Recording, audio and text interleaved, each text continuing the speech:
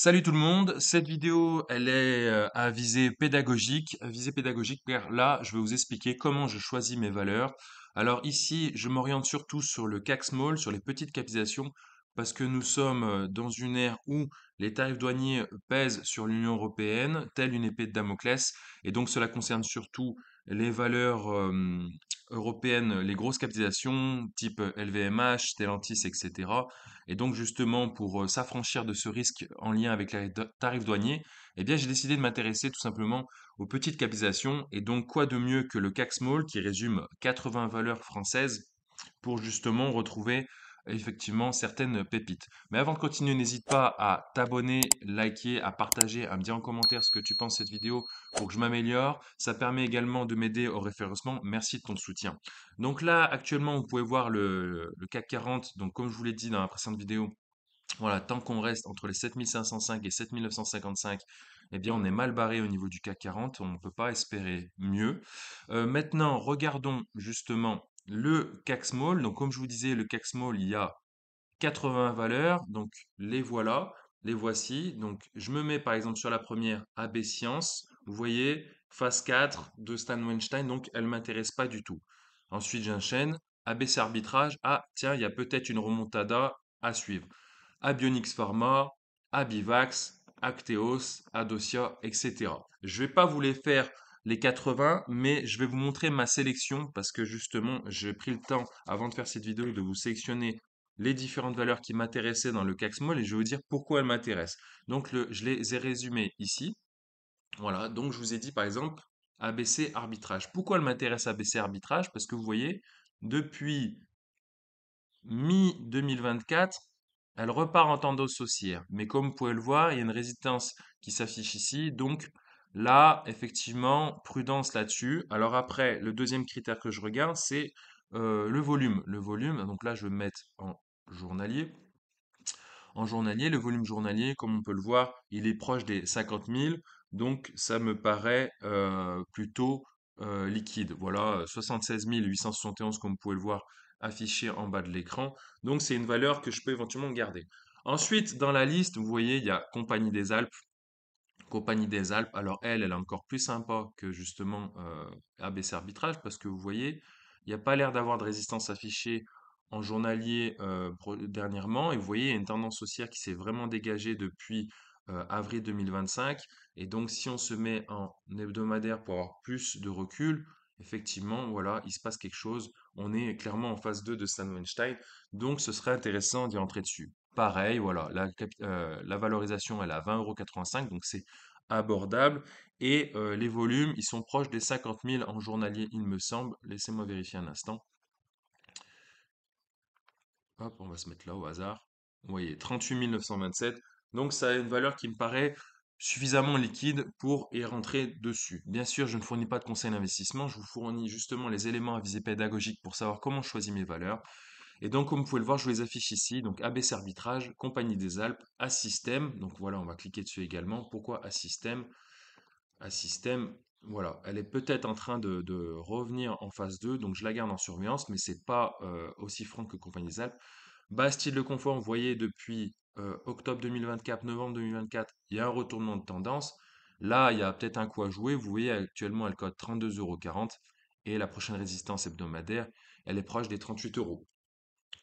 DBV Technologies, pareil. Est-ce qu'on est en train d'entamer une début de phase 2? Peut-être, voilà. Après, elle est à 1,85 €. Donc, est-ce qu'on considère ça comme une penny stocks? Peut-être bien. Mais voilà, ceux qui sont intéressés sur Bastide Le Confort, peut-être qu'il y a un coup à jouer.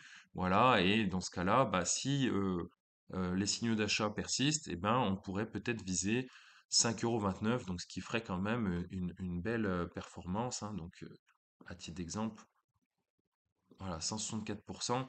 Mais bien sûr, ça va pas se faire en quelques jours, hein.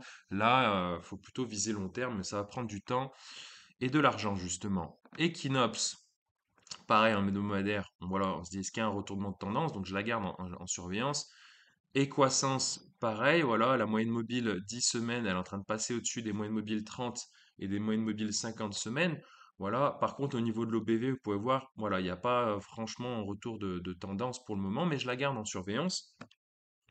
Figeac Aereo, là, ça devient intéressant parce que vous voyez, elle est en train de prendre vraiment la tangente. Alors après, ils affichent pas la résistance, mais ici, il semble qu'il y a l'air d'avoir une résistance proche des 11,70 €.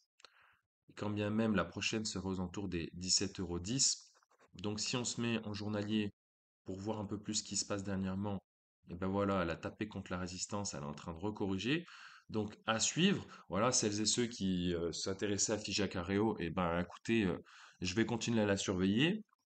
Ensuite, il y a Fnac Darty.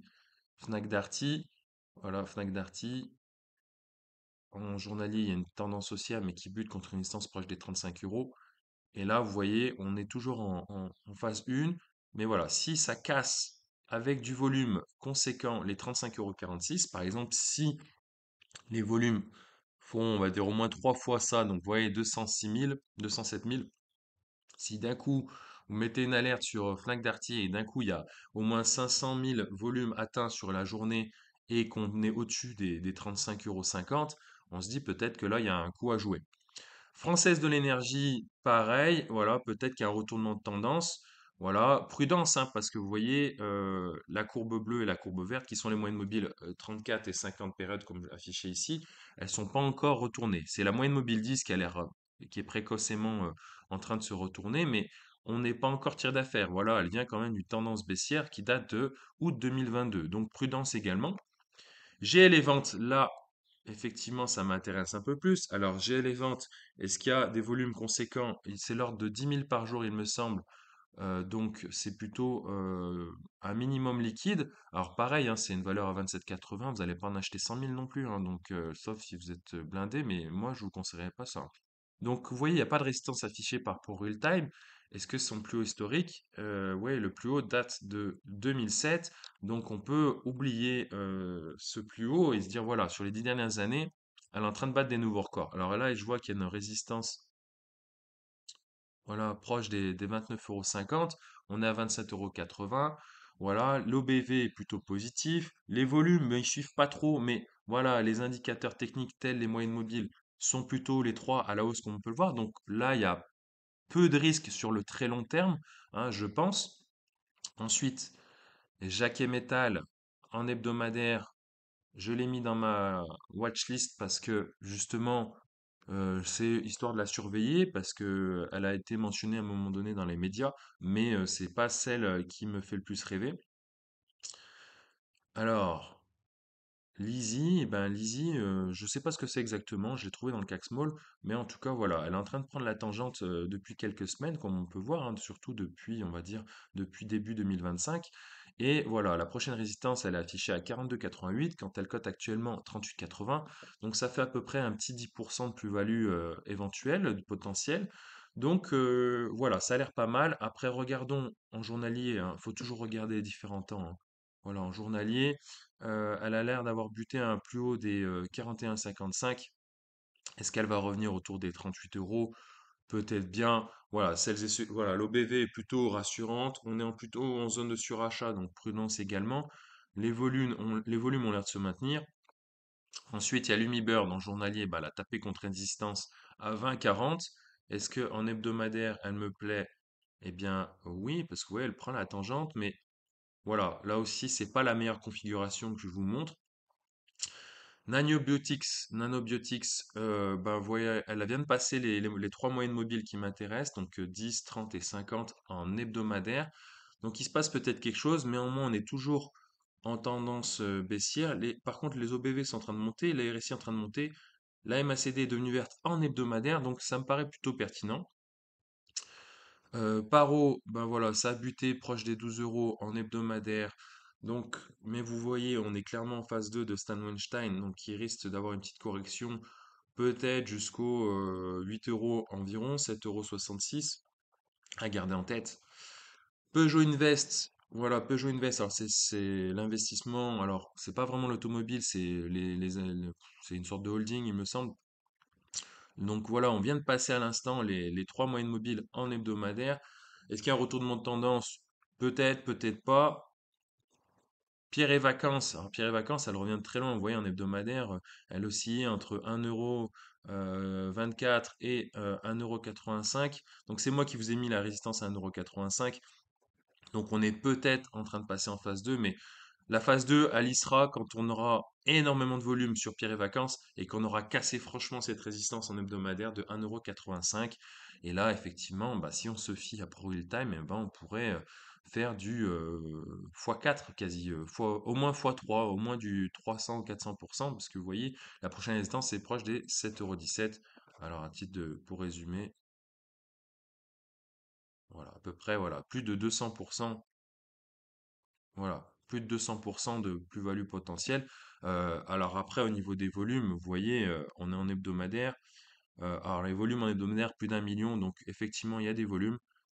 Et enfin, SMCP, pareil, elle est en train de prendre un peu la tangente, ouais, par rapport aux 3 moyennes mobiles. Les volumes sont en train de monter là avec l'OBV, donc c'est plutôt pas mal. Le RSI également. Et est-ce qu'en journalier, on est comment en journalier? Ben voilà, elle a buté un petit peu légèrement vers les 5 € au plus haut, 5,36 € 36, quand la résistance en journalier, le support pardon, est à 4,82 €.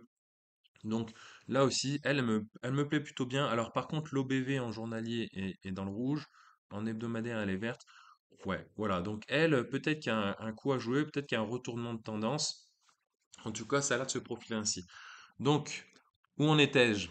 Alors, je vous avoue que j'ai pas de screener parce que là, tout ce que je fais est strictement gratuit. C'est avec la version Pro Time Web. Donc, comme je vous l'ai dit, le CAC Small, il y a à peu près 80 valeurs. Sur ces 80 valeurs, je vous ai sélectionné 19 valeurs exactement qui sont affichées ici, là, de ABC Arbitrage jusqu'à SMCP.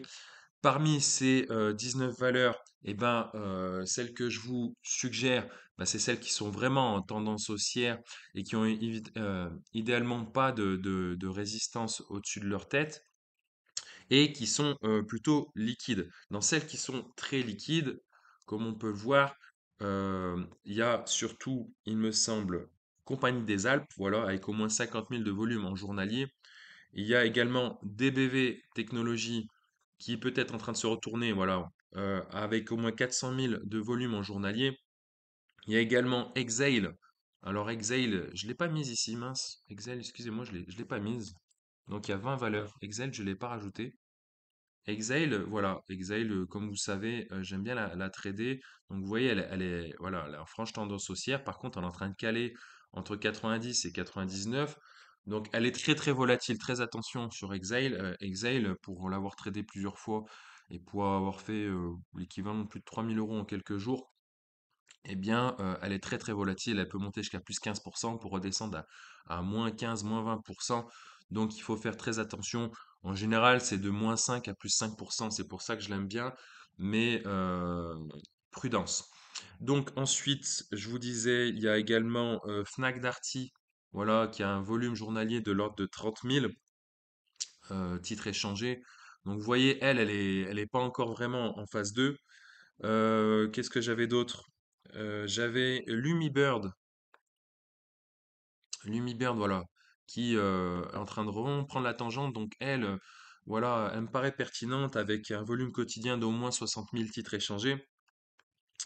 Et enfin, il y avait Nanobiotics qui peut être en retournement de tendance. Voilà, l'OBV, les MACD, la RSI, tout me plaît. Donc elle, il y a peut-être un coup à jouer également. Après, il faut regarder au niveau fondamental ce que c'est exactement. Il ne faut pas se baser que sur les données techniques parce qu'il suffit d'une mauvaise nouvelle pour que les choses se retournent à la baisse et que ça soit la catastrophe. Mais en tout cas, d'un point de vue technique, je vous ai montré comment je faisais. Et enfin, je vous remets Pierre et Vacances. Je sais, je me répète, mais voilà, Pierre et Vacances n'est pas encore sorti de cette phase 1 vraiment. Voilà, faut qu'elle casse les 1,85 €, allez, même les 2 € pour être tranquille, pour espérer prendre l'ascenseur ensuite, avec des forts volumes, je rappelle, et de l'ordre de au moins 2-3 fois les volumes actuels. Donc Pierre et Vacances, c'est de l'ordre de 150 000 volumes en journalier. Donc voilà, faut qu'elle fasse au moins 500 000 de volume en journalier avec cassure de la valeur pour justement espérer une phase 2. Et enfin, SMCP, voilà, qui est peut-être en train de remonter. Voilà, dis-moi en commentaire si ça t'a plu, s'il y a des valeurs parmi celles-ci qui t'intéressent, ce que tu en penses. N'hésite pas à t'abonner, à liker, à partager, puis je te dis à plus pour de nouvelles aventures. Ciao, ciao.